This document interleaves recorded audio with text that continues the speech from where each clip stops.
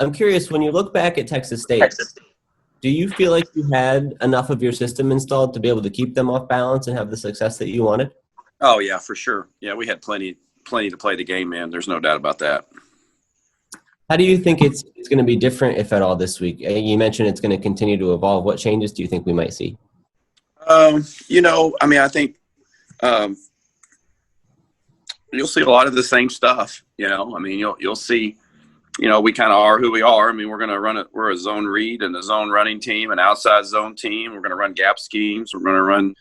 We're going to have a sprinkle a little bit in each category. We got to. We got to be more balanced. That's the one thing that's really, really important to us is we got to be more balanced. The running game was working so well early on in that game that it was hard to get away from it. In hindsight, I could have done a better job of trying to generate more balance, even early in the third quarter when we were still in control of the game. And we just had a couple bad series there from, trying to maybe force the run a little too much that really caused us to stall at critical times. So we got to be more balanced. Yeah, this kind of ties into the idea of that run-pass balance. But do you feel like it's fair to say the offense had a more conservative approach for whatever reason? Yeah, sure we did. I mean, we certainly didn't intend to go into the game, being overly conservative. But I think anybody that watched the game saw that we jumped out and we were in control of that game early on.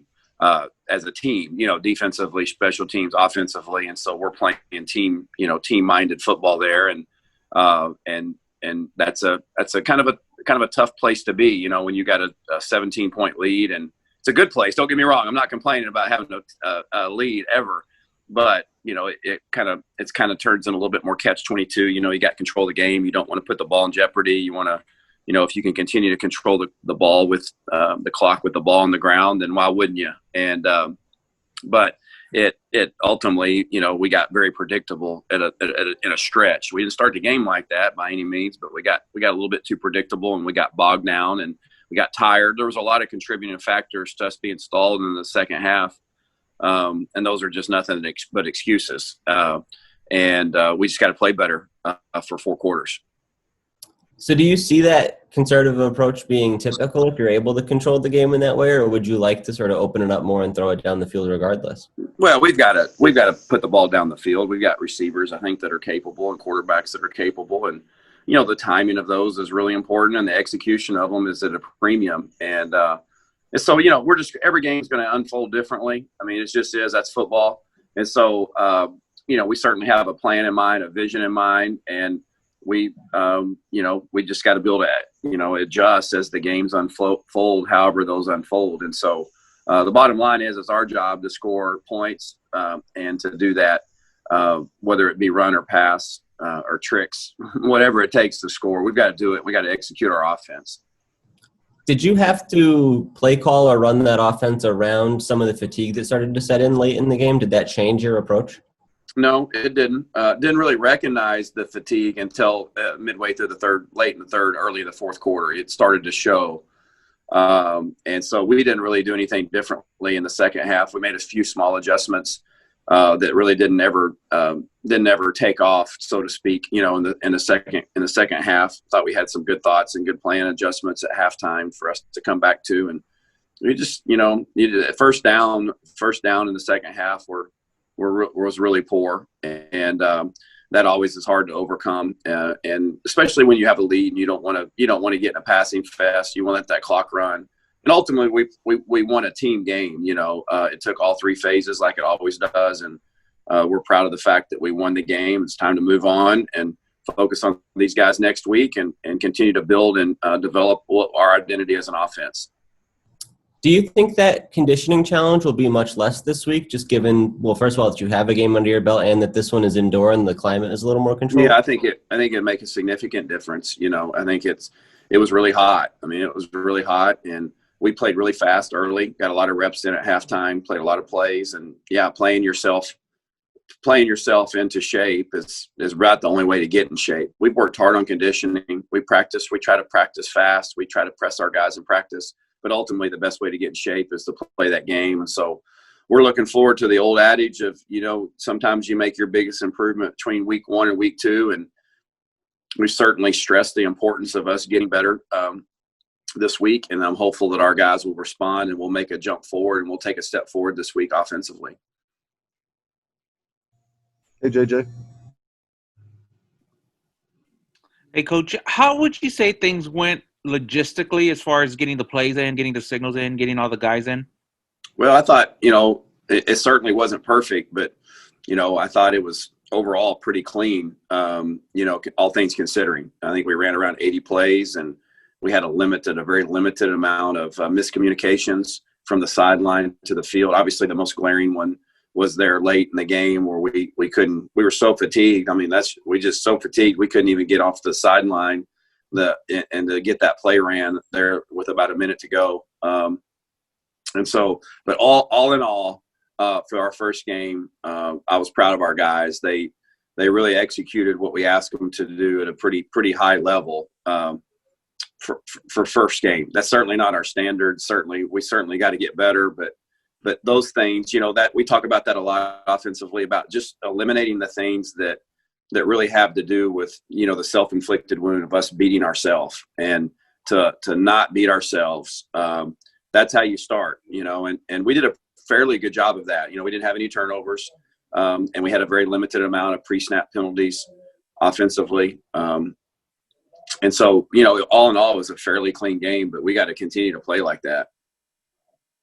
I think Coach Traylor mentioned having it 2nd and 5 with the chance to go into victory formation late in the game. How much does Coach Traylor communicate with you guys in that situation, and how much input, did he have into what you guys did there late in the game?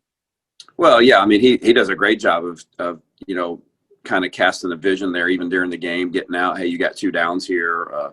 Let's be smart here. Let's be aggressive. Let's put on tempo. He's obviously got a great deal of respect, and he's earned his way to this job through his offensive background, on top of the head coach experience, and so he certainly, has a great feel on how to guide that. But at the end of the day, that was probably the most disappointing thing about the whole game for us offensively, is we made 5 yards on first down in 4-minute offense, and we came back and gave up a TFL and disrupted the whole process there, because we had a chance there. One first down would have won the game, and would have cinched the game. We could have handed the ball with a knee, taken a knee and ended the game. And that was without question the most disappointing of the game. But you know what? In hindsight, it worked out really well for us, because we were able to make a play in overtime. And I think that's going to be good for our long-term confidence. And but we've got to, the opportunities we get to end the game with the ball in our hand and not turn it back over to the defense via special teams, we've got to be able to do that. And that was disappointing, but I'm confident we'll bounce back, and hopefully that we'll get an opportunity to do that again, and we can take advantage of it if we do.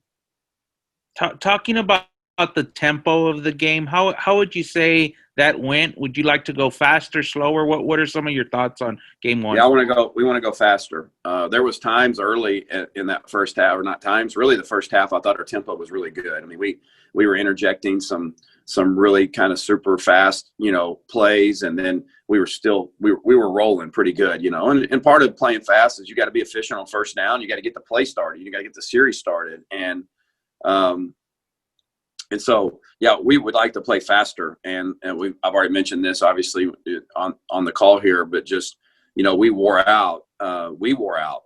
It kind of, it didn't wear out. I thought we wore out Texas State in the first half, but in the second half, we were the ones that wore out. And it was predictable. I mean, what didn't take us by surprise, we knew that game shape is a little bit different than practice shape. So hopefully with the controlled environment, the good environment weather-wise, and us being a little bit better shape from week 1, we can pour on more steam and get going and play faster. This is the first time we've got to talk to you since, we found out Frank Harris was the starter at quarterback. What were just some of the things that led to that decision, and then just some overall thoughts on how he played in the first game? Probably just it was mostly a result of the things that you saw in the game on Saturday. I mean, just he did a really good job during our scrimmages of, taking care of the ball and using his legs. to create positive plays that showed up Saturday. Frank's a really good leader. He's got the respect of his team, and I think all of our quarterbacks have the respect of their teammates. I know they do. It's not just Frank in that room. It made it a very tough decision. It really did. I mean, we had 4 guys that have all started games before at this level that all have talent. Their abilities are all unique. That's what's made some of it challenging. Is we tried to be very fair and to all 4 of those guys and give them the ample opportunity to show us who they were and who they are. We felt like we did that, and then we felt like, that just based on who we are, where we're going, what our team's being built around right now, that Frank gave us the best chance to win, and that he had earned the job. He had earned to kind of, so to speak, maintain the job, and and we knew that several weeks ago. I mean, that's the way we've been working for several weeks now, and we just felt like it was foolish for us to reveal that too early based on first game circumstances. My last question for you, Barry, is the use of the tight ends in your offense. What is that something we could expect to see? It seemed like there was a lot of 12 personnel in the first game. Just kind of talk about that group and what you like about them. Yeah, we like our tight ends. I think Leroy and Gavin and Oscar, those 3 in particular, have proven that they're very trustworthy. I think they're all good football players, got good skill sets.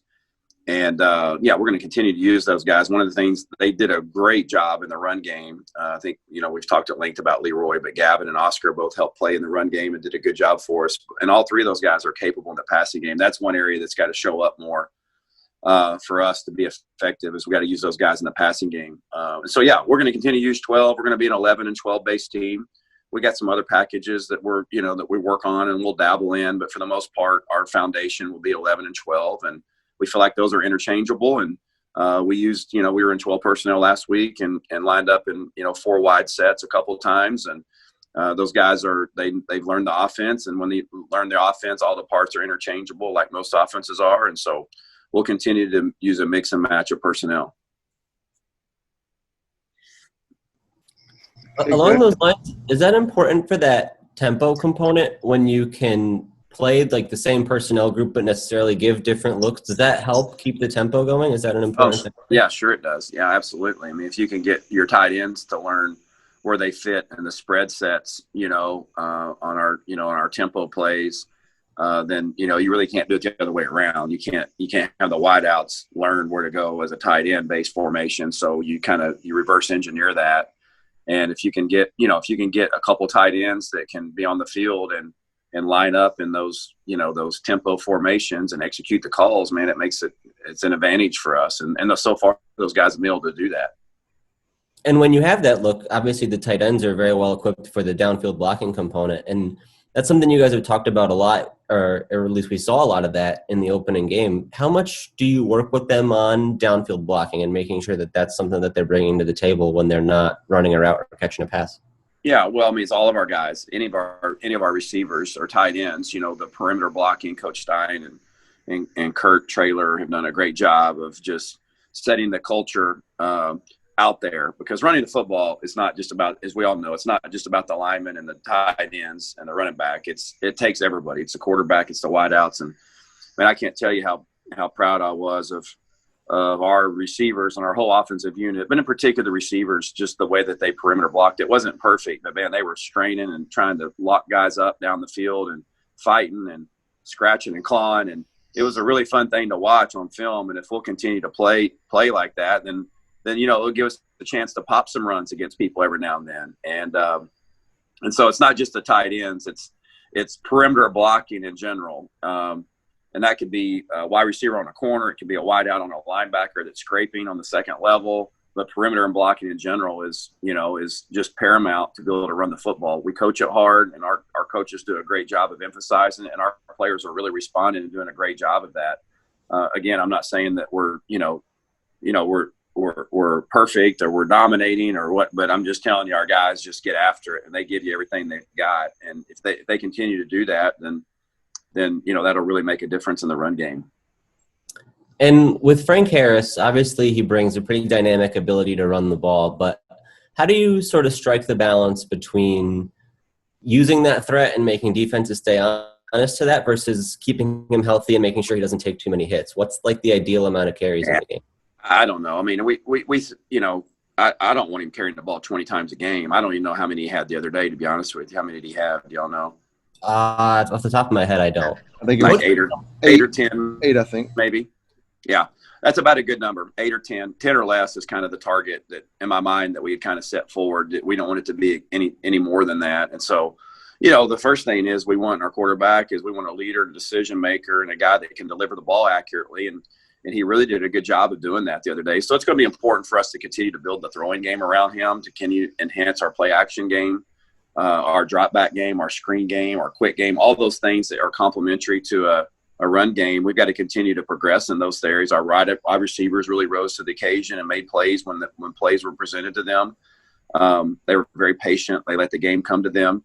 And so it's just continuing to get better at throwing and catching and protecting and doing those things on choice down to where, you know, we can be, you know, certainly, you know, to where we can be balanced, the aforementioned balance that we'd already talked about.